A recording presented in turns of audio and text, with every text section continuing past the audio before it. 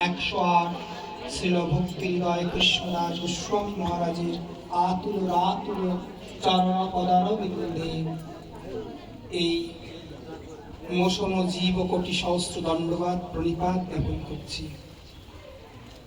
মহাপ্রভুকে যেমন অদ্বৈত ঠাকুরের হুঙ্কারে মহাপ্রভু এসেছিলেন এই কলির জীবকে উদ্ধার করবার জন্য, আজ এত বড় এত মহৎ একটা দিন, শ্রী গুরুদেব সাক্ষাৎ গোবিন্দের প্রতিনিধি, তার এই শুভ দিনে শুভ জন্মতিথিতে এই যে আয়োজনকারী নোয়াপাড়াবাসীকে পালপাড়াবাসীকে প্রথমে আমি সশ্রদ্ধ ধন্যবাদ জানাই। তারপরে ধন্যবাদ জানাই যার কথা না বললেই নয়, বয়স অনেক ছোট, আমার গুরু ভাই দীপ্ত সহ তাদের যে সব পার্শ্বদগণ আছে, যে এত পরিশ্রম করে এতবার ফোন করে দাদা কি করতে হবে, গুরুদেবের কিসে সুখ হবে, গুরুদেবের কিসে আনন্দ হবে, সেই প্রীতিবিধানের জন্য তারা গুরু সেবায় নিমগ্ন হয়ে গেছে। আমার জ্যেষ্ঠ গুরু ভ্রাতাগণ তাদের অধরমৃত ফেলনা উচ্ছিষ্ট দিয়ে গুরু মহিমান্বিত করে গেছেন। গুরুদেব কেমন বলছেন, জয় জয় প্রেম কল্প তরু, প্রেম কল্প তরু বললেন, প্রেমের কল্প তরু। গুরুদেব নাম দিয়েছেন না, সেদে সেদে দেখে দেখে পরিণাম দিয়ে দিয়েছেন না। কিসের জন্য? মহাপ্রভুর সেই প্রতিনিধি হয়ে প্রতি ঘরে ঘরে গিয়া বলো এই করো এই ভিক্ষা, বলো কৃষ্ণ ভজ কৃষ্ণ করো কৃষ্ণ শিক্ষা। শ্রী গুরুদেবকে সাক্ষাৎ গোবিন্দের প্রতিনিধি এ কলিজীবে আসলেন কেন? জীব উদ্ধার করবার জন্য। ভগবান এসেছিলেন দাপরে কি বেশে? গোপবালক চোর হয়ে। কলির প্রথমে আসলেন কি হয়ে? চোরা ভাব লুকিয়ে গেলেন, এবার ডাকাত হয়ে গেলেন। বাবা শ্রীধরের থোর মোচা বিনা পয়সায় ডাকাতি করে নিয়ে গেলেন। এবার আবার তিনি এলেন কোন রূপে? বাঞ্ছা কল্প তরু রূপে, শ্রী গুরুদেব রূপে। কলি ভগবানকে বলছেন, প্রভু তুমি তো কলিতে একদম স্বরূপে নয় বহুধা রূপে রয়েছো, তোমার কারণে আমি তো কলি পাপ প্রবেশ করতে পারছি না। বলছে কি কি রূপে? বলছে সাক্ষাৎ বিগ্রহ রূপে। বিগ্রহ নও তুমি ব্রজেরও নন্দন। আর কি রূপে? বলছে গ্রন্থ রূপে। আর কি রূপে? নাম রূপে। বলছে আর কি রূপে? বলছেন সাক্ষাৎ গুরু রূপে। আর কি রূপে? বলছেন সাধু সঙ্গ রূপে প্রবেশ করলেন। আমরা শ্রী গুরুদেবকে মনে করি, শ্রী গুরুদেব যখন প্রকট থাকেন আমরা অনেকেই অজুহাত দিই যে গুরুদেব আছেন, ঠিক আছে নোয়াপাড়ায় হচ্ছে, পরের বছর যাবো, পরের বার যাবো। গুরুদেব আমাদেরই মতন তো না বাবা, তিনি আমাদের সাথে মিশবার জন্য এই রূপে এসেছেন। প্রথমে আমরা গান শিখলে শিখি না আমরা সবাই রাজা, রাজার রাজত্বে নইলে মোদের রাজার সাথে মিলব কোন শাস্তি।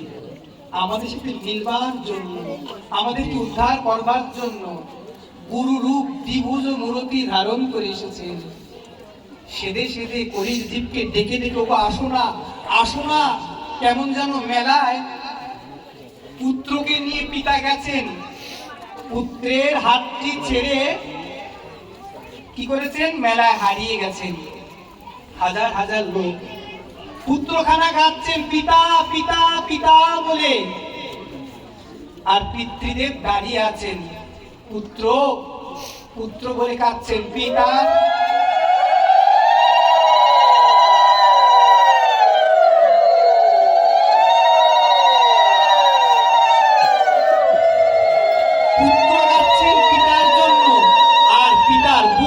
ফেটে যাচ্ছেন, বিগলিত হয়ে যাচ্ছেন। কার জন্য? পুত্রের জন্য। পুত্রের যতটা না কষ্ট হচ্ছে, পিতার তার থেকে অধিক কষ্ট হচ্ছে। মেলায় যখন চারিদিকে পুত্র কেঁদে বেড়াচ্ছেন, পিতা বলছেন আমি দাঁড়িয়ে থাকবো, আজ আমি দাঁড়িয়ে থাকবো। সমস্ত দিক মেলায় দোকানগুলো ঘুরে যখন আমার পুত্র আমায় খুঁজে পাবে না, পিতৃহারা হয়ে যখন অনুভব হবে, তখন ঠিক খুঁজে আমায় বের করে নেবে। দাঁড়িয়ে পড়েছেন, নিশ্চুপ হয়ে দাঁড়িয়ে পড়েছেন পিতা। পুত্রখানা ঘুরছেন মেলায়, দোকান দোকান ঘুরছেন। কোন দোকান? 84 লক্ষ 80 লক্ষ জনই ঘুরছেন। ঘুরতে ঘুরতে যখন দেখছেন জীবন রবিটি অস্তাচলে অস্তাগত, ঠিক তখন আমরা শরণাপন্ন হচ্ছে। আমাদের কাছে আসছেন কে? পিতাকে চিনার জন্য একজন পথিক আসছে। গো, তুমি কি হারা হয়েছো? বলছে আমি আমার পিতা হারা হয়েছি। বলছে তোমার পিতাকে দেখতে কেমন গো? নাম জানো? বলছে না গো, আমার পিতার নাম জানি না, কিন্তু আমার পিতাকে আমি খুঁজে পাচ্ছি না। এই ভীষণ মেলায় লোকের লোকারণ্য চাপে আমি আমার পিতাকে হারিয়ে ফেলেছি, খুঁজে দেবে? বলছে ও লোকখানা চলে গেল। দ্বিতীয় একখান লোক হয়েছে, তুমি কাঁদছো কেন? বলছে আমি আমার পিতাকে হারিয়ে ফেলেছি। বলছে ঠিক আছে, পাবে। প্রথম জন কান্না দেখে চলে গেল, দ্বিতীয় জন জিজ্ঞেস করলো, তৃতীয় জন এসে বলছেন তোমার পিতার নাম কি বাবা, কাঁদছো কেন, আমার কাছে আসো। কোলে তুলে নিলেন, কোলে তুলে নিয়ে বলছেন আমি পিতার নাম জানি না। বলছে ঠিকানা? ঠিকানাও জানি না। বলছে পরনে কি ছিল গো তোমার পিতা? বলছে পিত বসনখানি। বলছে তোমার পিতাকে দেখতে কেমন ছিল? বলছে শ্যামবর্ণখানি। বলছে আর রূপখানা কেমন ছিল? বলছে চাচর কেশ ময়ূর পুচ্ছটাতে গোজা বেশ। বলছে দাঁড়াও, আমি তোমার পিতাকে খুঁজে দেব। তৃতীয় যিনি, তিনি পুত্রকে কোলে করে নিয়ে, পিতাহারা পুত্রকে কোলে করে নিয়ে ওই মেলার সেই টোং ঘরে উঠে জোরে জোরে ডাকছে অনাদি রাধি গোবিন্দ পীতবসন পরিধারণ শ্যাম সুন্দর। তোমার পুত্র যে তোমায় হারিয়ে ফেলেছে, বৈকুণ্ঠে নিবাসী তোমার পুত্র তোমার ঠিকানা খানা জানে না। তুমি আসো না, তোমার পুত্রকে আমি আগলে রেখেছি। তুমি বড় করুণা করে এসে তোমার পুত্রকে নিয়ে যাও না আমার কাছ থেকে। প্রথম ব্যক্তিখানা কে ছিলেন? যিনি দেখে চলে গেলেন, তিনি ছিলেন মাতা পিতা, আমাদের এই সংসারের পিতা মাতা। আমাদের দুঃখখানা বুঝলো না।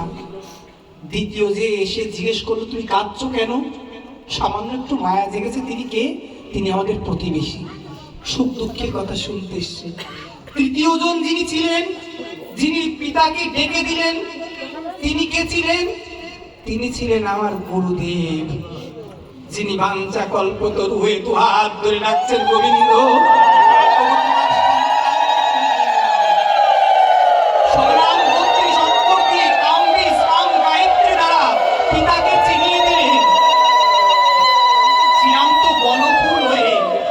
রাস্তায় পড়ে থাকতাম, বন্ধু সঙ্গে মজে থাকতাম, কিন্তু শ্রী গুরুদেব করুণা করে আজ আমায় নিয়ে আসলেন, আর আজ আমার জীবনখানা ধন্য হয়ে গেল। জানো, সকালবেলা যখন আসছিলাম, অদ্যাপিও লীলা করে শ্যামরায় কোনো কোনো ভাগ্যবানে দেখিবারে পায়। আমার দাদাশ্রী আসছে, তিনি বলল আমি সামান্য 2 মিনিট। আসলে তো আমরা ভাগবত থেকে, গ্রন্থ থেকে মহিমা শুনি, আমার নিজের জীবনের বাস্তব মহিমা না বললে আমি আজ থাকতে পারছি না। গুরু পূর্ণিমায় চারিদিক লকডাউন, বাংলাদেশের পরিস্থিতি, কারফিউ চলছে, বড় ভয়ঙ্কর, সেনাবাহিনী নেমে গেছে।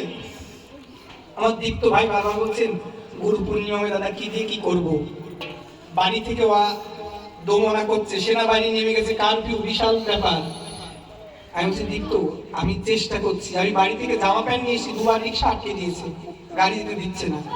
আমি মনে মনে চিন্তা করছি গুরুদেব তুমি যদি নিয়ে যাও আমি যাব, ভগবান আটকাতে পারবে না। তুমি যদি আমায় চাও আমি ঠিক তোমার কাছে পৌঁছে যাবো।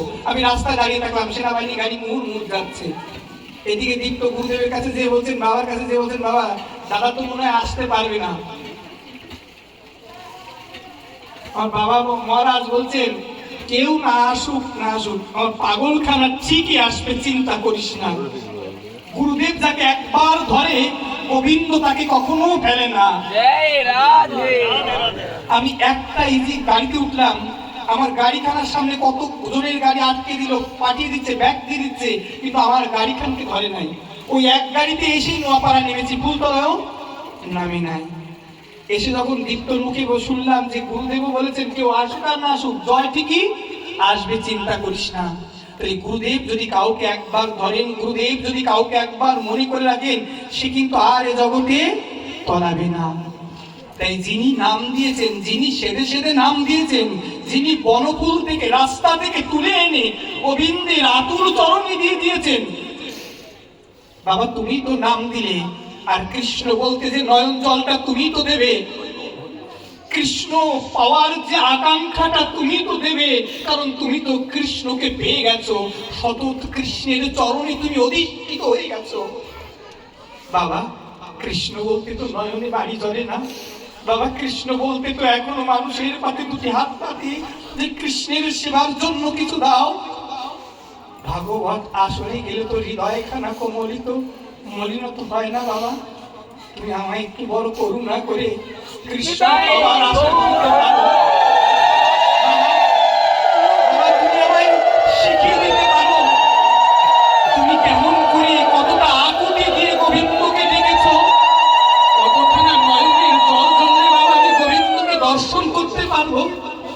কতখানা চিৎকার করলে, আত্মনাদ করলে সেই শ্যামসুন্দর জীবনের অমূল্য ধন, তুমি তাকে পেয়ে ধনী হয়ে গেছো, সেই অমূল্য ধনের আমার পিয়াসটা মিটবে কেমন করে? গোবিন্দের আতুল আতুল চরণে পুষ্প দিলে গোবিন্দ প্রীতি লাভ করবে? কেমন নৈবেদ্য দিলে বাবা? ও বাবা, গোবিন্দ আমার কাছে এসে ভোগ নিবেদন কি গ্রহণ করবে? ও বাবা, কবে আমার পদ্মাখানা দিয়ে ভোগ লাখির বাইরে আসতে হবে না? কবে আমার এই চর্ম চক্ষুটা নষ্ট হয়ে সেই পরম প্রেমানন্দ চক্ষুটি আসবে, যে চক্ষুতে ঠাকুর ঘরে বসে নিবেদন করে গোবিন্দ আমার সামনেই, আমার সম্মুখেই নিবেদিত নৈবেদ্য গ্রহণ করবে বাবা? আজই এই মহিমান্বিত দেবের দুর্লভ স্থান শ্রী গুরুদেবের আবির্ভাব ভূমিতে শ্রী গুরুদেব সাক্ষাৎ গোবিন্দ জন।